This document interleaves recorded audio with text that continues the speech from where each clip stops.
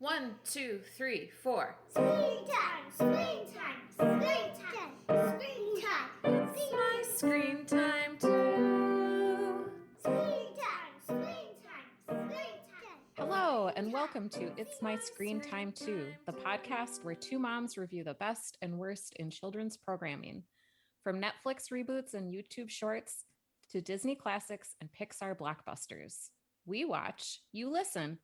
Find out what you can tolerate watching for family movie night, what to avoid altogether, and what you'll want to watch alone voluntarily. I'm Deborah. And I'm Katie. And I have three kids. Tony is 11, and Libby and Nate are 8. And I have two kids. Jay is 5 and Kenny is 2. They are pretty stinking adorable. And every week we like to tell a quick story about how awesome or occasionally awful they are, just to get our mom stuff out of the way before getting to our main review. So Deborah, what adorable stuff have your kids been up to this week? I have started making my kids take their clothes out of the laundry hamper and turn them all right side out before I do a load of laundry. Uh-huh. So I made them do that. We have this really tall hamper, and they were taking care of their clothes because they don't do it when they put their clothes in the hamper. Uh-huh. And then they tipped it over, and Nate crawled in so he could get like the stray socks at the bottom. And it's pretty big and long. So he said, "I'm going in. If I don't come back, tell mother I love her." Then he crawled to the bottom of the hamper. That is adorable, your little explorer. It was really cute, and I don't know where he came up with it. I'm sure it's from like a book or a movie or something. It was very funny. My father may never listen to this episode, but he is cheering from afar for that strategy because he has expounded to me and all of my sisters at some point on the virtues of turning the clothes right side out before you wash them, because then you don't have to turn them right side out while you're folding them. Yeah, it just makes sense. And why not just do it when you take your clothes off? He feels very passionately about it. I feel like you guys could get into a good discussion. So how about Jay and Kenny? So I don't know if I mentioned this last time we recorded because time has no meaning anymore, but Kevin has been out of town, so it's just been me and the boys, and our sleeping situations have been bonkers. Pretty much Kenny has been sleeping with me every night, and last night, for the first time ever, both boys slept in bed with me. So it wasn't like a great getting sleep situation, but this morning when my alarm went off, I like turned it off super quick to try and get like up and out of the bed without waking them up. And I turned around and I looked at their little bods and they were snuggled together in the bed. And oh my gosh, my heart, it made the like Aw. 3 hours of sleep okay. That's good. That sounds sweet. Do we have any follow-up from our last episode, our Mighty Ducks episode? Have you watched more Mighty Ducks? I wish. I want to. I just am so tired at the end of the day. Same. I love my family, but at the same time, I get really jealous when I hear about like how many shows people have watched during the pandemic. Yes.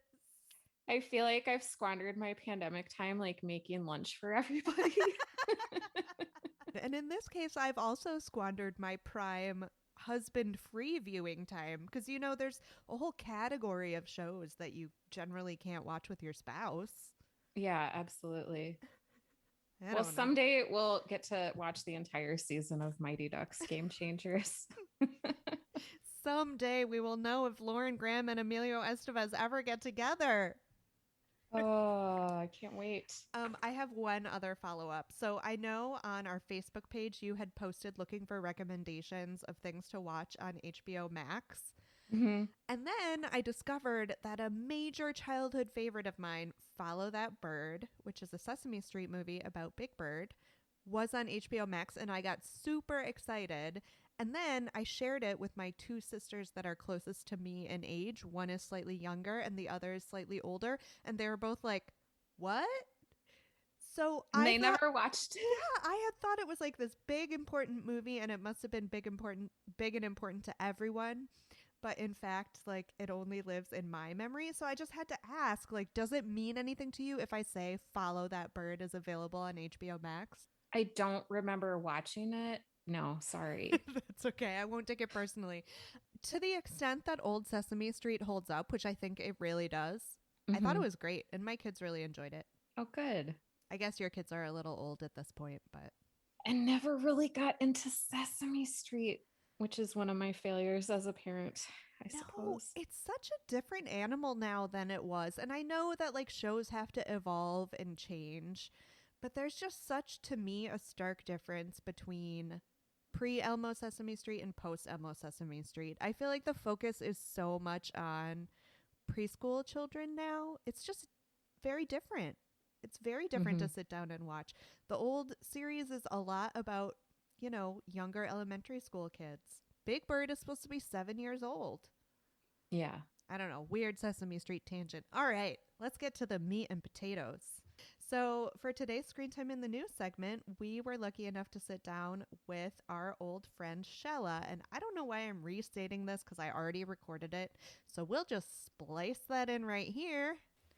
As a prelude to this week's review of Kid Cosmic on Netflix, we are joined once again by Shehla Faizi, graphic designer, illustrator, photographer, and host of the I'm a Muslim and That's Okay podcast. Shehla joined us for our Soul episode, and as someone who's watched a lot of content created by Craig McCracken, who's the creator of Kid Cosmic, we couldn't think of a more perfect guest to catch us up on what we need to know going into our review. Welcome back, Shehla. Thank you so much for having me, Katie. And yes, that's a really nice way of saying that I'm a big animation nerd, but it is true. Well, we are dipping our toes into the work of an incredibly popular creator for this week's episode. And as our favorite animation nerd, we wondered if you could give us a short summary of what makes Craig McCracken's work so special. Well, as somebody who grew up in the 90s, 80s and 90s, he is one of the animation legends, along with people like Gennady Tartakovsky, Rob Renzetti. All of these, Craig McCracken has been in the animation scene very predominantly throughout the 90s. If you are familiar with Dexter's Lab, Two Stupid Dogs, Dumb and Dumber, the animation series, all of these, obviously he created the Powerpuff Girls, but even in Dexter's Lab, he played a major role in either directing, storyboarding, executive producers. He was always there. And I mention Powerpuff Girls because that was his breakthrough animation that really, catapulted him into the spotlight. The interesting thing about Powerpuff Girls was it's not that the female superhero category was anything new at that time. I mean, you had a series like Gem and the Holograms, and I'm literally dating myself like pretty far back. No, I She-Ra, love Gem and the holograms. Same, same. and She-Ra. All of these were adventure stories that featured female protagonists, but there was always something that was collectively universal about series that were female leads. You could put in the Strawberry Shortcake. You could put in My Little Ponies, like another really popular one. They were always heavy pink, heavy glitter, heavy soft and squishy, and most of the adventures, with the exception of She-Ra. Unfortunately, I had not watched a lot of She-Ra growing up. Their adventures were very social adventures. It was a very predominantly heavy theme for TV that was geared toward girls. That what happens in a social situation that, you did this to your best friend did this to you. There's a mean person in your neighborhood. What do you do about that? That sort of thing. And again, I'm not downplaying the importance of these sort of lessons in kids' TVs. There's a place for them there. But it was not an adventure. With the Powerpuff Girls, it was three female leads, Blossom, Buttercup, and Bubbles. And these three, if for anybody who hasn't seen the Powerpuff Girls, I'll just do a brief recap. So the Powerpuff Girls were created by Professor Utonium by adding together sugar, spice, and everything nice, and he accidentally dropped in Chemical X. Now, nobody's ever told what Chemical X is, but it gives the Powerpuff Girls superpowers. And they then go on to save the city of Townsville in a very Batman-esque like manner. That mayor of Townsville has a direct telephone connection to the Powerpuff Girls, and he's like, Powerpuff Girls, there's an emergency. Like, they didn't have a bat signal, he just called them up, and they'd rush to the rescue, that sort of thing. They had real hardcore adventures in the 2 10-minute time slots that added up to half an hour. So they had like a huge array of evil villains that were out to get the city of Townsville, and the Powerpuff Girls would stop them. Now, again, it's not a new theme to any of this, but the thing about Craig McCracken is that he did it well. He had these three protagonists, little girls, and you wouldn't expect them to really fight with all they got, and saving the town at the end of saving the town, saving the world at the end of the day with their superpowers, and it was not soft and fluffy. Mm-hmm. And that's where the real appeal came for the Powerpuff Girls. I remember at that time, it was not just little girls watching the Powerpuff Girls. Little boys were like, oh, we like this. Oh, it's got some really interesting action in it. The villains are legit.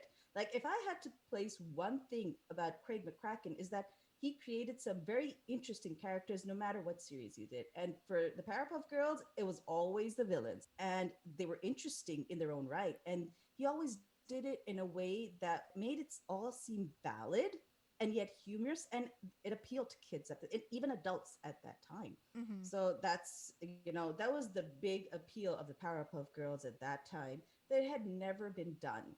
That three female leads in a series that was not soft, fluffy, pink, glittery, and all the things that didn't have a broader appeal to it. And it exploded. It really did. Right. So almost instead of having to reinvent the superhero genre to allow these little girls to participate in it, it's almost like he was just letting them participate in the superhero genre as it existed. Like, you don't need to change it because the protagonists are girls. That's really interesting. Yes. And that's why it was ridiculously popular. I think from 1998 to 2008, I believe. It almost spanned 10 seasons of the Powerpuff Girls. It's a really long time for one series to go in. And, especially at that time, there were not a lot of series that made it that far. And I can only really think of, again, works by Jenny Tartakovsky with Dexter's Lab that really spanned that time frame. You had other cartoons come in, but they never had that kind of longevity. And then after the Powerpuff Girls, Craig McCracken did go on to create series like Foster's Home for Imaginary Friends and Chowder. Again, both these series had the same thing in common. He had a knack for creating very, very interesting characters, even if the world wasn't real. But it was done so well with a lot of humor in it, and the characters are very endearing. So he has always had that talent to him. So just set up my expectations appropriately because, I am always looking for the pro-feminist angle, and I have read so many think pieces about the Powerpuff Girls and how much they've meant to feminists and teaching women that they can be superheroes too. Do you feel like strong female characters are a part of McCracken's brand? Is that something we should expect from the new series, or is it just good characterization in general? I have not seen it, so I think for the most part, from the series familiar with, Powerpuff Girls is the only that had the really strong female lead. Mm-hmm. And they're very important. I'm not going to deny that. But in the others, I've not seen strong female leads. And even with Kid Cosmic, the lead is not a young woman. Right. It is a young boy. But, and here's what I'm going to throw in a curveball. For any of you who may not be aware, Craig McCracken is married to Lauren Faust. Are any of you familiar with who she is? No. She is the creator of the recent My Little Ponies. And if you know she is known as the Queen of Animation because of how ridiculously popular the new My Little Ponies were. Again, amongst little girls and young men, young boys as well, because same theme, that they were all majority female leads, but they had real adventures. It was not like soft, fluffy. Yeah, there was a lot of pink and purple involved, but it was not soft, fluffy adventures. So they are married to each other, and she is the one who sort of pushed this project with him. I was reading up, how Kid Cosmic, he had come up with the idea back in 2015, but again, there was very little interest for it. And then suddenly Netflix picked this up, and she encouraged him to, go ahead with the idea. So I'm sure she's involved in the process. So I'm hoping that there are, I would say, some good, at least female characters that are developed within it. Something that even with a male lead, and there's absolutely nothing wrong with the male lead, but I really don't need characters, female characters that like are soft and fluffy anymore, basically. Right. Well, I am fascinated to learn that about his personal life. I had no idea. We reviewed My Little Pony Friendship is Magic. It feels like ages ago, but we really enjoyed it. So, as McCracken newbies, for the most part, is there anything that if you could sit us down and make us watch one episode of a McCracken show, what would it be? And feel free to describe it in general terms because I don't expect you to have like a season and episode number in your back pocket or Oh anything gosh. like that. But if there's one thing we should Oh seek gosh. out to be like, this is McCracken here. Here's the thing. Here's my sort of reservation with that. Is because everybody evolves as their work evolves. I have always had a affinity for his work, but when you look back at it, there are certain things that, even though they were spectacular at that time, they are more than a little problematic right now. And especially in the Powerpuff Girls, when it came to villains, he had spectacular villains. And I think my favorite villain in that was him. And the problem with him is very obviously an LGBTQ character, but he was a phenomenal villain. And again, it's the same stereotype of, really putting people of the LGBTQ in a position where they're seen as the bad guy, that sort of thing. But if you had to just see it as a reference point of how his characters are and how complex they are, and how wonderful they're characterized, if you had to go back and watch some of the original episodes with him in it, those would be it. Like if you Okay. could seek out one episode with him in it as a character, because he was a very dark supervillain. He had shape-shifting, mind control, all the really juicy stuff that came with being a supervillain. He was absolutely fantastic. But that's the only thing that I find very problematic about him, that he was obviously from the LGBTQ, the community. And that's the only thing that I would not want anybody to like really reference him as his greatest character. Right. But I do have a certain fondness for him. All right. Kind of an interesting side note. Did you know that they are giving the Powerpuff Girls their own gritty, live action, teenage centric reboot? I saw that when I was searching the internet, and I was like, no, I you can't know. do that. You Written by can't do Diablo that. Cody, no less. Like, Please don't, for the love of all things good, don't do that. And it comes along the same like trend that they did with the Winx Club as well. And I oh, don't know if right. anybody is familiar with the Winx Club, and they did a whole Winx Club, say, live action series, and it was not received very well because it did not translate to the screen very well. And that sort of does happen when you take animation onto the live action. It's very difficult to really convincingly bring it to the live screen when characters are so beloved. Especially the Powerpuff Girls, an entire generation grew up watching them and literally idolizing them. Well, thank you so much for taking us through the Craig McCracken verse in advance of our episode this week. We really appreciate it, Shella. Could you just remind us where our audience can find you and your work out there in the world? Oh, thank you so much. And thank you guys for having me. As for my personal freelance work, you can find me at creativecookie.jar.com. And for my podcast, you can just search up on any major platform. I'm a Muslim and that's okay. And I'll pop up even on Facebook. I'm the only one there. No, we're there too. I know. It's hard out there. And man, I am so glad we did that because I was a little worried going into this because Craig McCracken is such a big animator and I didn't have any background in his stuff. And I was a little worried about not sounding informed in our review. So I feel better. Yeah, I just learned a lot. So, Kid Cosmic on Yeah. Netflix. The first 10 episode season dropped pretty recently on February 2nd, 2021. And there are 10 episodes that are around 25 minutes each, and it's serialized. Created again by Craig McCracken, creator of Powerpuff Girls, Foster's Home for Imaginary Friends, and art director of Dexter's Laboratory. And the gist of it is when the superhero obsessed kid, that's his name, finds 5 rings of power from a crashed alien spaceship, he realizes fighting evildoers with a team of superpowered friends isn't as easy as he imagined. Why did we pick it? I picked it, and I think I came across it in New York Times Arts and Leisure section, which is where most of my picks come from. Do you remember if the New York Times had positive things to say? I don't. I take notes out of context and I don't cite my sources. So we watched because it's serialized, we watched the first 3 episodes. Episode 1, Kid Cosmic and the Rings of Power. Episode 2, Kid Cosmic y la Nina Gigantica. Episode 3, Cosmic and the Precognitive Cat. So we'll go through the episodes one by one, and then we'll move on to our more general thoughts. Would you please summarize episode 1? So, Kid Cosmic, Kid, we'll just call him Kid.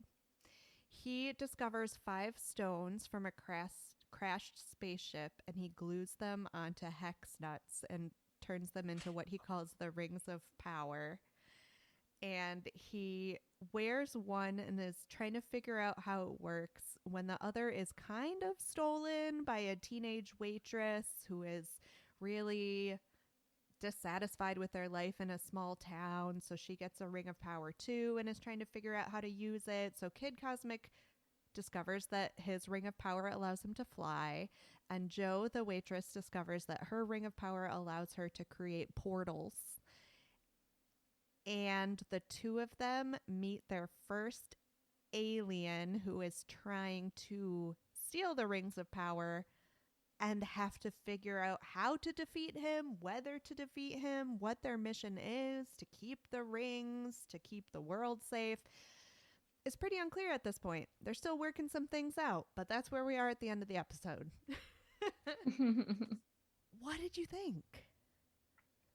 I liked it. I thought it was like a fun premise. I think the characters are entertaining. I liked the artistic sensibility of the animation a lot. How about you? Yeah, it's very influenced by comic books because Kid Cosmic is comic book obsessed. So you get a little of that from an artwork perspective. Honestly, when the pilot started, I was not sure that it wasn't a period piece. The way things were colored, and Kid lives in a junkyard. So it was kind of a moment out of time initially when you saw him pretending to be a superhero and fighting all the junk in the junkyard. And it wasn't until that first scene when we get to the diner and meet Jo and we see her on her smartphone that I was able to orient in time and think, oh no, this is actually a modern story. Yeah, the animation, especially the backgrounds, were really like old timey. It made me think of Roadrunner and Wile E. Coyote. Okay, so the interesting thing that I'm surprised we didn't get into with Shehla is that Craig McCracken came up in the Hanna-Barbera animation school, which Hanna-Barbera did not do Wile E. Coyote and Roadrunner. That was Chuck Jones. But they did do a lot of those like early classics, like Yogi Bear. Mm-hmm. And I feel like you can see a lot of that stylistically in the simple forms of the characters as opposed to the backdrops. Does that make sense? Yes, yeah, definitely. Let me summarize episode 2. So in these first 3 episodes, their kid is assembling his crew, and their 4-year-old friend. This is like a really small town. She gets a hold of one of the rings and it makes her into a giant. And so kid has to figure out how to corral this giant 4-year-old who just wants somebody to play with. And then the alien gets a hold of a ring that makes him multiply, and kid and his motley crew of superpowered people get the ring away from him, and then Grandpa G gets that ring and multiplies himself. We'll get into this more, but I was prepared to not like this show because I think I am suffering from a bit of superhero fatigue. But man, the minute you give me a gigantic, irrational toddler, that just hit me in the sweet spot. I could feel it. I knew that spoke from a place of truth. That was very funny. There, yeah, and then when she smashes all the alien clones, Uh-huh. that was great. It was so appealingly violent in the way that like toddlers and young kids love violence because there's no consequences. They just like blip away. But like she gets to tear them in half and stomp on them and swing them around. Yes. It was, but then oh, what's the waitress Joe. girl's name? Joe. So Joe gets a call from her parent, from the 4-year-old's parents, and they're like, yeah, just keep her all day. Big deal.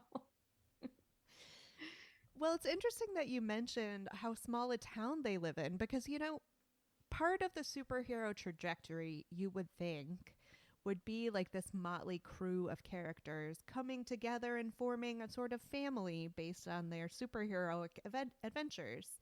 But in a sense, they already have laid a little of that family groundwork just because it clearly is such a small town. I mean, you said it, like Kid and this teenager are friends with a 4-year-old and everybody there's knows nobody everybody. else. Yeah. It's already a closed loop. So, you feel that foundation in a way that you might not under other circumstances. Mm-hmm. So, if the giant irrational toddler was not enough to hook me, you know that an episode titled Kid Cosmic and the Precognitive Cat would definitely get me. So Kid has established the 4 of the 5 members of his team, right? You have Kid Cosmic with 1 ring. You have Joe with another ring. You have our adorable toddler with a 3rd ring. And then you have Papa G with a 4th ring. So there's only 1 ring left, which Kid Cosmic kind of accidentally gives to this fat neighborhood cat named Tuna Sandwich. And it gives Tuna Sandwich the ability to see the future. So Kid and the team are lured out to another crashed spaceship by the original evil alien that they had captured, who they've come to call Chuck. So they're searching for this spaceship, and Tuna Sandwich has a vision that the spaceship is going to explode and everyone's going to die. So he has to try and get to them to prevent this, but he's just a fat cat. So he can't really cover distance. And then he gets almost all the way there, but this well-meaning biker picks him up and takes him back home.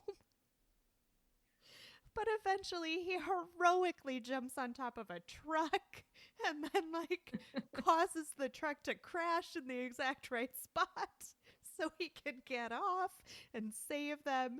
And it is truly wonderful. And they end up with the last member of their team, Tuna Sandwich, the precognitive cat. And you know, because I've gone on about it so many times, that the whole cats are always evil trope really bugs me.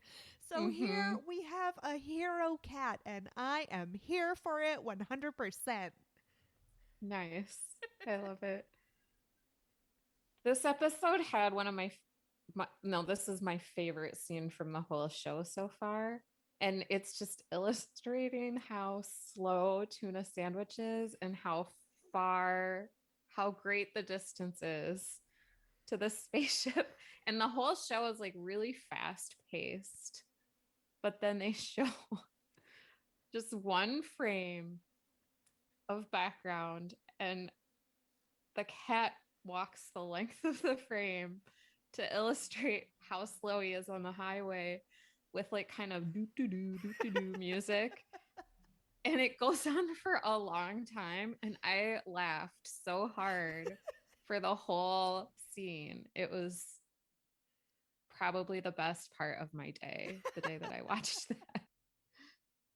I'm glad you liked it. Sometimes when I read the notes that you put together, I'm like, oh, we do not feel the same way about this show. So I was Most afraid you times didn't I like write the this. notes before I watch the show. So Yeah. you can tell I had a lot of thoughts going into it because Powerpuff Girls was not my jam. Mm-hmm. In fact, I kind of actively disliked it. So I went into this really expecting not to like it. Should we move on to our overall thoughts? Let's do it. Okay. Do we need another superhero show for kids? That's the thing. There are so many, right? And I was worried when I saw this concept because I was like, I don't know if I need this in my life. I think the way that it's treated, though, is really good. Like, Kid isn't a good superhero, at Yeah. least not yet. And the whole surprise of what the rings do, and how the characters have to kind of harness the powers and figure it out, is like lots of fun elements of surprise. Mm-hmm. I was thinking too about the other kids superheroes that immediately come to mind. And I mean, it speaks to my life right now that we're watching a lot of preschool shows, but I was thinking about like PJ Masks Mm-hmm. and then about the Powerpuff Girls and other similar shows. And I just had an inkling that maybe the serialized nature of it is a good like stepping stone from these younger kids centered shorter format superhero shows to like a longer story arc still about superheroes, still kid appropriate. So if you're a parent, you don't immediately make the switch once your kid ages out of the Nick Jr. Disney Jr. superhero shows to Mm-hmm. like the Marvel Cinematic Universe, which is a huge leap to make, right? Mm-hmm. Like, can you think of anything else that sits in that middle ground? Well, Superhero Elementary, which remember my kids hated. Yeah. I did think about that, but then I remembered that your kids hate it. Yeah, this is a nice middle in between. So you pointed out that Kid is a very androgynous character, and this is maybe a missed opportunity. And does he have to have a gender? Like, Was it just me? Like, when you first saw Kid, did he immediately read boy to you? no, because of the long hair. Yeah, he's got long hair and like very ambiguous clothes. And even at that age, his voice is indeterminate. So I went through the first episode thinking maybe we're just never going to gender Kid. And I was down with it. And then they did. Yeah.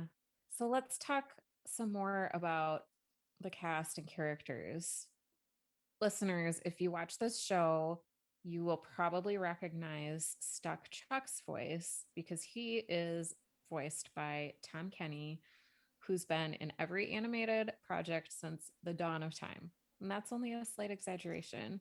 He has been in a bunch of other McCracken projects like Powerpuff Girls, Dexter's Laboratory, Foster's Home, Wander Over Yonder. He's been in shows we've covered already, like Word Girl, Doc McStuffins, DuckTales, DC Superhero Girls. Hey, that's another. Oh, yeah, good Super, point. yeah, and Elena of Avatar. Elena of Avalor. And he's SpongeBob. His film credits are exhausting.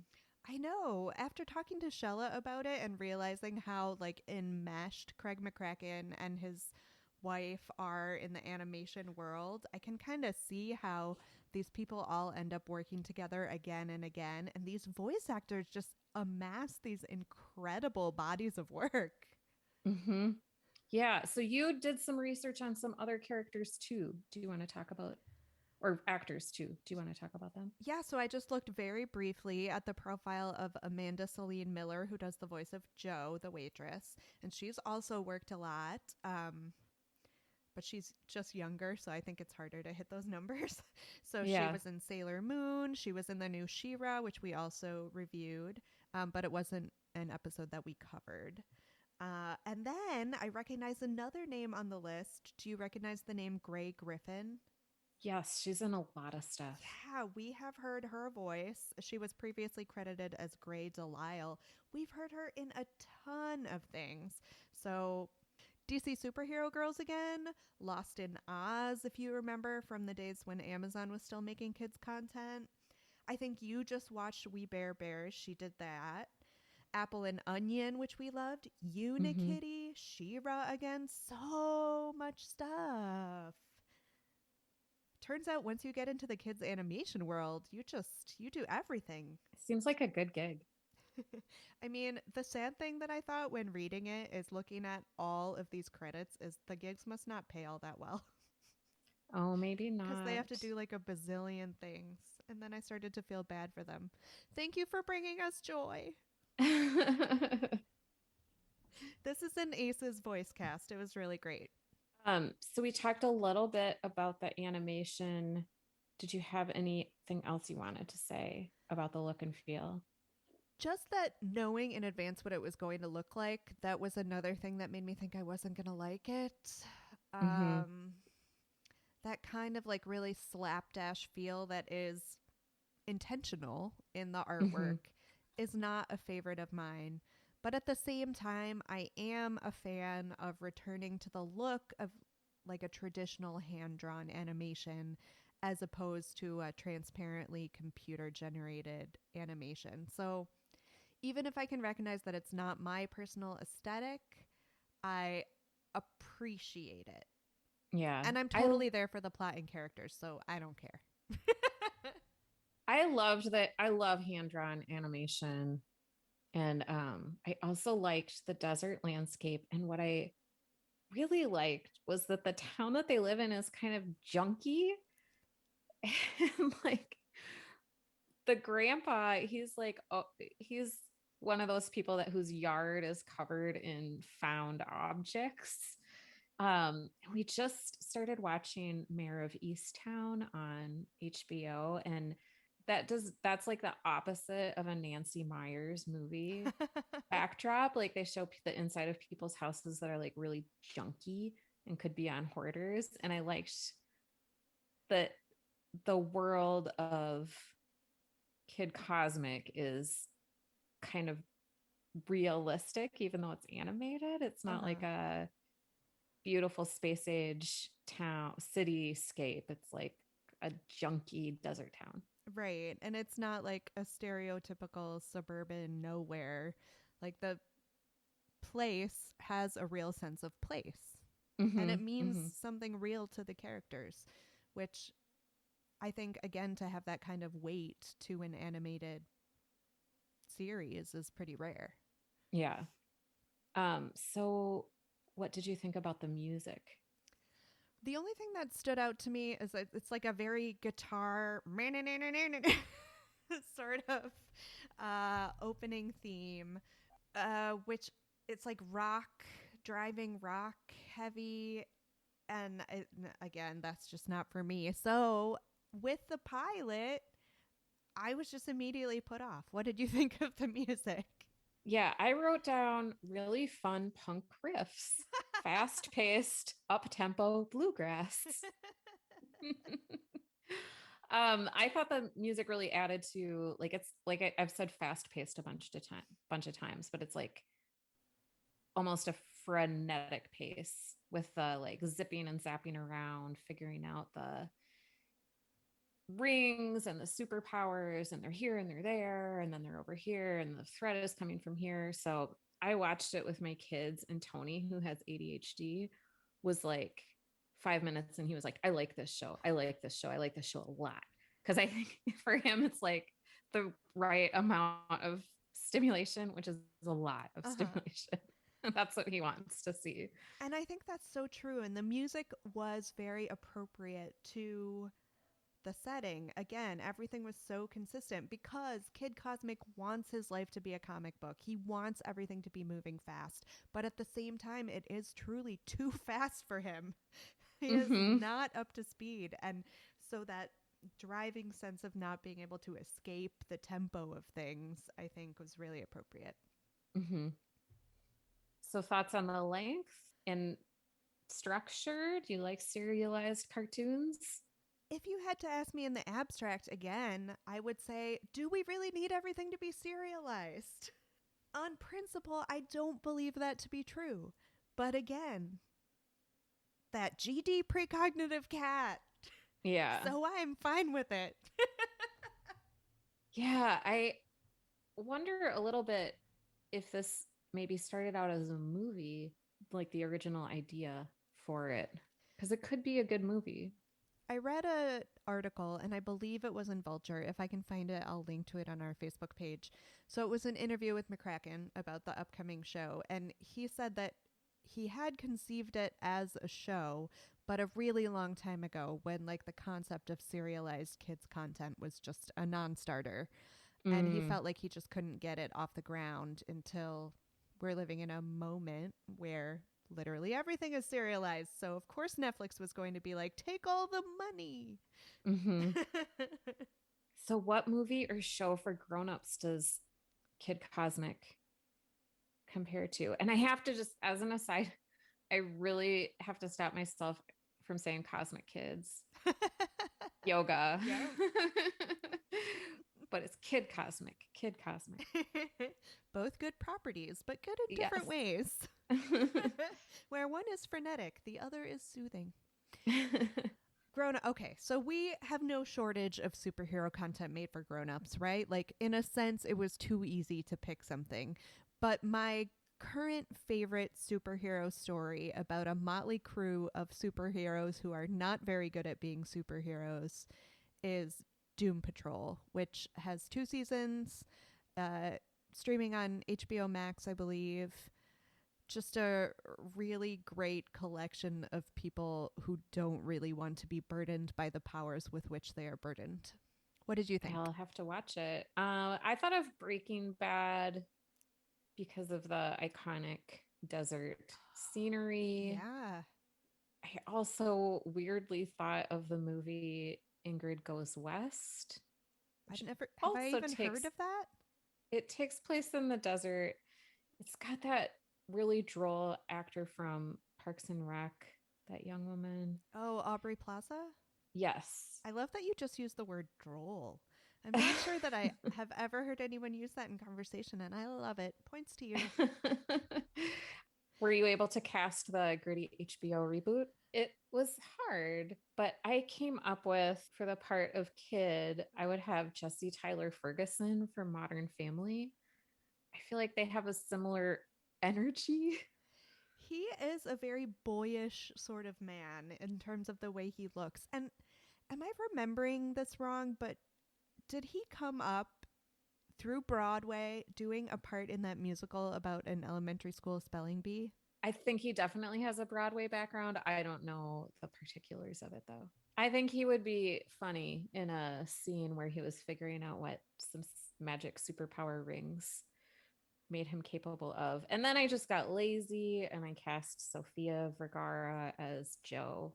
It's funny that like you went with an entire show and you're like, how can I shape these actors to play these other characters in another show? Because I did the exact same thing. Oh, let's hear it. So I was thinking about a depressing HBO show that I never watch because I don't like to be depressed, but I know that you watch. So I was thinking about, why can't I even remember the name of the show? It's with Zendaya and she plays like a teen. Euphoria, yes. Yeah. So I was like, how much more messed up would she be if she could also make portals with a magic ring? So then I thought, okay, Zendaya can be Joe, but then why don't we just like bring in the Spider-Man cast and we can have why am I having such trouble with names today? But the guy who is the new Spider-Man, he's very youthful looking. I can't help you out, but I can't help you out. But Rosa is the name of the 4-year-old. Oh yeah, thank you. Gigantic toddler. Okay, so we can have Peter Parker, I'm sorry, actor whose name I will remember 5 minutes after we stop recording. He can be Kid Cosmic and Zendaya can be Joe. And he is not an old man, but the actor that plays the teacher, the high school teacher in the Spider-Man movies, he's a veteran of all the like Party Down, Freaks and Geeks, like that universe. Oh, He yeah. has like a great hangdog face. So I think we could go ahead and make him Papa G. Mm-hmm. I think he'd be good in that role. As far as who would play Rosa, I don't really know. I would watch it. Thanks. Was it better when we were kids? We did not have this middle ground serialized content, did we? No, this reminded me aesthetically of the shows that I really liked when I was a kid. But I probably just liked them because that was what was on, like Flintstones. I Again, already mentioned. Hanna-Barbera, right? Mm-hmm. Yeah. I think I sort of imprinted on that style of Mhm. animation. And so this felt comfortable, I Right. guess. I can remember shows like that I watched when I was very young. And then I remember like the shows I started watching when I was a tween, but I don't feel like anything really stuck with me from that in between period. So Mm-hmm. I like that this exists now. Yeah. Would you ever watch this alone voluntarily? Since I haven't even gotten around to watching more Mighty Ducks Game Changers, which was more up my street to begin with, I probably wouldn't. I'm happy to put it on the shelf for a couple years until Jay is old enough to watch it with me, because I think very shortly he'll be at a place where he will like watching it. He's just a little young yet. How about you? I'm not going to watch it by myself, but let's just move right along to 10 seconds on whether this is good for our kids. And this for me is like a great family show. My kids are the right age for it. I enjoyed it. They really liked it. So we'll watch it together and we'll do screen time the way the experts say we should. Yeah, it reminded me a little of when we were talking about The Last Airbender with Shehla, and she was saying, like, it's something the whole family can enjoy. It's such a rich story. And I really think that can be the case with this, but again, not with my kids yet. They're just too young, and I feel like if I forced it on them now, they would end up not liking it, which would spoil it for me. Yeah. Yeah. Ratings?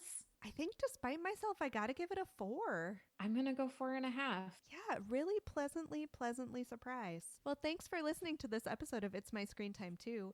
Please rate and review us on Apple Podcasts or your podcast platform of choice. And thank you again to Shehla Faizi for talking with us about Craig McCracken and everything we need to know about the McCracken verse. Please check out our website at myscreentime2.com. You can find us on all the socials: Facebook, Instagram, Twitter, and even Gmail at myscreentime2. Please send us any show or movie suggestions, article recommendations, or general comments about the show. Our theme music was composed and performed by Deborah and her adorable children, and our podcast is produced by me, Katie. Tune in next time for more real talk about the movies and TV beloved by kids and tolerated by parents. Bye. Screen time.